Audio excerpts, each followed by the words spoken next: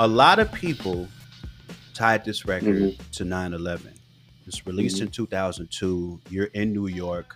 Clearly, that's all happening while you're making this project. In your mind, what's the actual relationship between Fantastic Damage and 9/11 2001? There was really only probably about one or two jams that were finished after 9/11. The rest of the record was created and written before 9/11, which even for me made some of the shit I was saying eerie. There was some insane shit. And I'll tell you some of the shit that didn't make it on the album, but that ties into this sort of weird, rolling, unintentional prescience that I've bumped into a few times where I haven't wanted to, but it's been like undeniable. The only song that contains a bar about 9/11 that was strictly, legitimately about 9/11 was Accidents Don't Happen. And it was something about like Flight of the Accidental Tourist, Morbid, The Gods of Distortion, So Oddly, Court Shit, Bloomy But the City of Lego and Metal Hull, Burnt to the Floorboards, Almost Aborted. I'm totally fucking my own. I'm fucking my shit up worse than fucking Genius fucks my shit up. But again, A, I'm stoned, and B, I don't listen to this shit. But just to say that there was jams on there that you would think were written about 9/11 that weren't. Like Dead Disney. Well, what do you think that speaks to? Like, in terms of you being kind of aware of the dystopian nature of everything to the point where your albums can feel predictive. Right. Like, and I'm still experiencing What do you that think to about this that? day, by the way. We still drop Run the Jewels 4. We wrote that shit last year, and we were dropping the shit. And people were like, they wrote it this week, and we're like, but yeah. It's not how anything works, folks. So I've always had this sort of like push and pull, a little bit of a struggle with my own work to some degree, but it's not a struggle with my own work as much as it is a struggle with myself, because there was a period of time, when I was younger, I would say in my late teens, when I experienced something damn near spiritual. I can't really explain it. I can't really say it without it sounding strange or sort of self-mythologizing.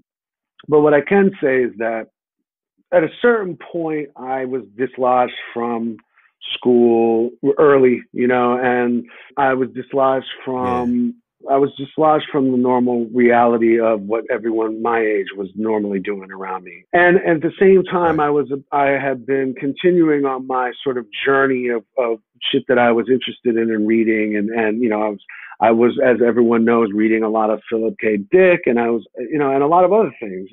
And there was a period of time where I remember this very clearly, that I just felt like there had been a veil ripped from my face, not just lifted, but like ripped from in front of me. And I saw shit differently. I just saw the world. I was always very suspicious of the world. I was suspicious of authority. I was suspicious and untrusting of what I saw, what was around. None of it really completely made sense to me. And that was my normal mind state. And I say this shit actually not to reference my new material, but I actually tackle that shit on the last song of Run the Jewels 4. You know how everything can seem a little out of place. All my life, that's been my only normal state. Yeah. So being normal never really meant being sane. And being clear about the truth and being sane have never really felt the same.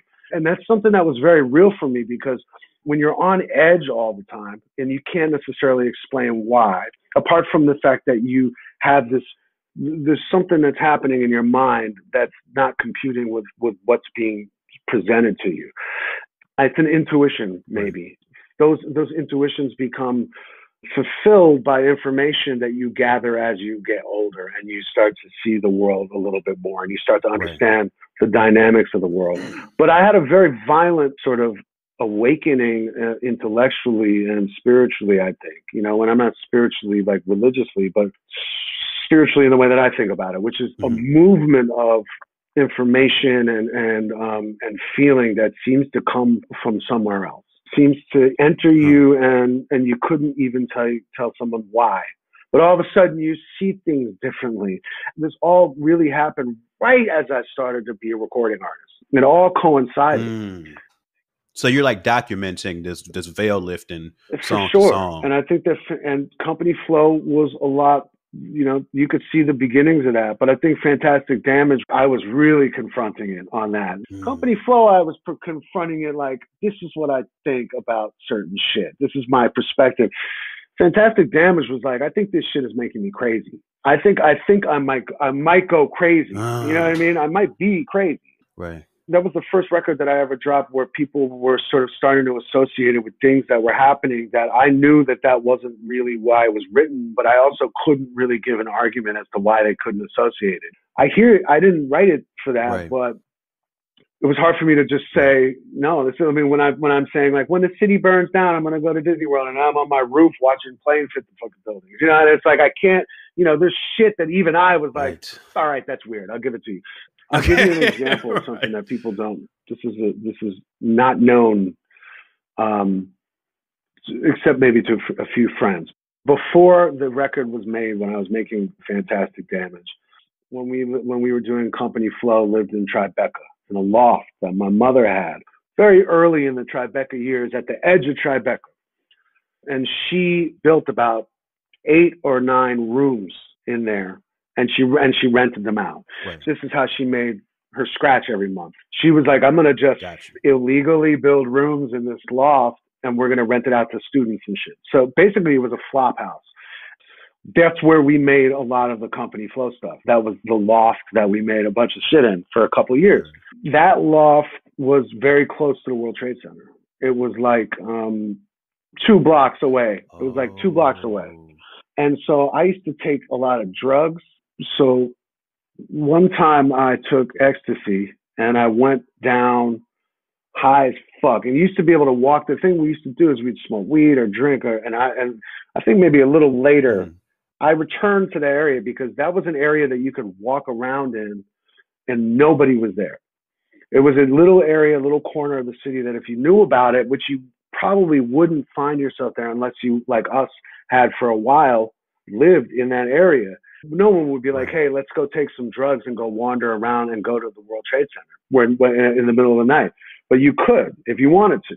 So I went out there on one of my little dolo, like psychedelic missions. I had taken some ecstasy or something and I went out and by myself into the city. Like, yeah, I'm just going to go wander the city. And I went down to this area. I was alone and I laid down under the window. This is about 1999 or 2000. And again, unreliable narrator. I get years wrong, but the general period of time, maybe it was 99, but I was by myself out there, 4 a.m. Nobody's fucking there. And I'm laying down on these benches and I'm high out of my brain. And I'm looking up at the World Trade Centers. And I just get this feeling, and I call a friend of mine and I leave a message on his voicemail. Don't remember what it was. Don't remember what blah, blah, blah. I don't see this dude for a couple of years. And I finally see him and he's like, yo, I still have that crazy message you sent me. And this is after the Trade Centers and I'm finishing up my album. And he was like, I still have crazy message you sent me. And I was like, what message? And he was like, remember you left me that crazy fucking message about the Twin Towers at like 4 a.m? And I was like, nah. He was like, yeah, you called me and you were like, yo, these shits are going to come down. These shits are going to come down. I see it right now. We don't have much time left. These buildings are going to come down. and he played it for me. And I was like, yo, first of all, that's crazy on every level. I didn't even remember that because I was on drugs. Right. And second of all, I need that shit for my album. And I didn't really know him that well at this point. And maybe he was going through some shit. I think his life wasn't going too great. He was like, what's your budget? I was like, what? Whoa, for your own voicemail. Like, budget? My budget is nothing. Give me that shit. What are you talking about, budget? I don't have a fucking budget. I'm putting this record out myself. And he was like, Now we can maybe work something out. And I was like, you know what, fuck you. And I was annoyed that he, you know, so I never got it. So I don't know. That's not to say anything except to say I've been bumping up against that weird shit where you say some shit and all of a sudden to the point where you almost convince yourself maybe I should just write about how I'm a billionaire because shit seems to be coming true. You know what I mean? Like, like I can't bring myself to say it. You know, like. Just write out these lottery numbers. 5, 4, 6, 10. You know what I'm saying? Yeah, 32. Go ahead and put that in the verse. but you know, there was something in the air in New York. If you ever get a chance, look into how many times it was depicted in comic books of like the towers coming down or shit flying into the towers, like previous to it happening. There was something in the creative ether where people were feeling something. Here's another story, and it's about the World Trade Center and something that did make the album, but it didn't make that album. It made the Company Flow album.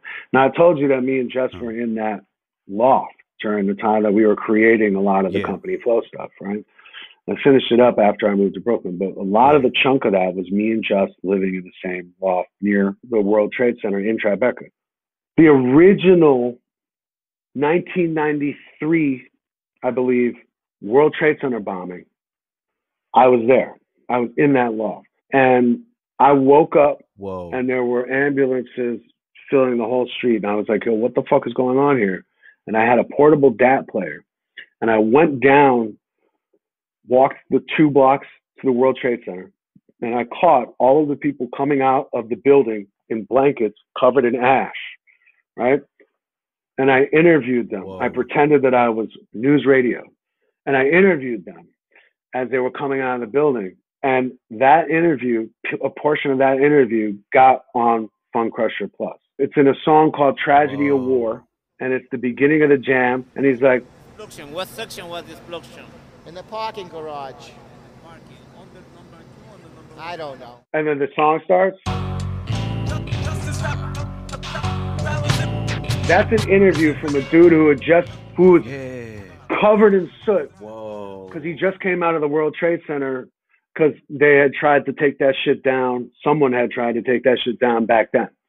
So there's some real weird synchronicity there. I mean, look, if you believe in any synchronicity and that type of stuff, I think that we can all agree that it's easier to see those things retrospectively than it is at a time. Mm-hmm. This is all a really long, babbling way to answer your question, which is to say that somewhere along the line, I started feeling and thinking things that started to get into my art that I didn't really feel like I was in control of. It just was what I was thinking. But it felt very strong, and it felt like it was flowing out of me. And it kind of defined a little bit who I was as a rapper, straight up. After the shit talk, which is really what my first love was, my first love was just, I'm dope. That was the other thing that started to come out of me as an artist in this really weird way that I wouldn't wish that on anybody, because I always felt a little bit uncomfortable for a long time, man. I mean, I was writing shit like Patriotism, that jam on, that was one of my sort of bigger jams. Do you know who you are? Do you know who you are fucking with? Right? Do you know the access to weapons, money, and power that we have? We will fucking kill you. Right? I'm the ugliest version of passed down toxic capitalist rapid MC perversion. I'm America. That was written during the Clinton era. I was very clearly the paranoid guy. You know what I mean? Like, I was the guy who saw the negativity in the whole system. I don't know when everybody else was like chill. Yeah, I mean, everyone wasn't really feeling it like that. It wasn't really. Right. And of course, here we are, and everybody's dealing with it. Watching everybody go insane for the first time, it's sad, because I'm like, I know what you're going through. I'm lucky I had about 2 decades to deal with that. Now you got to deal with it all right now. Welcome home.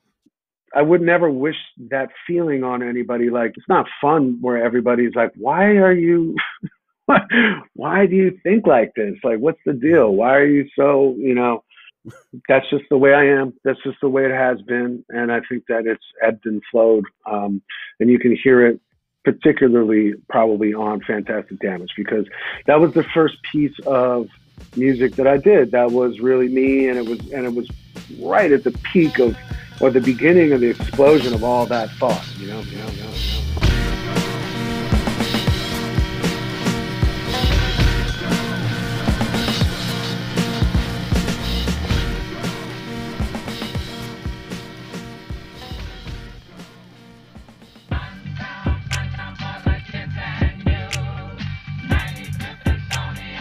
Stony Island Audio.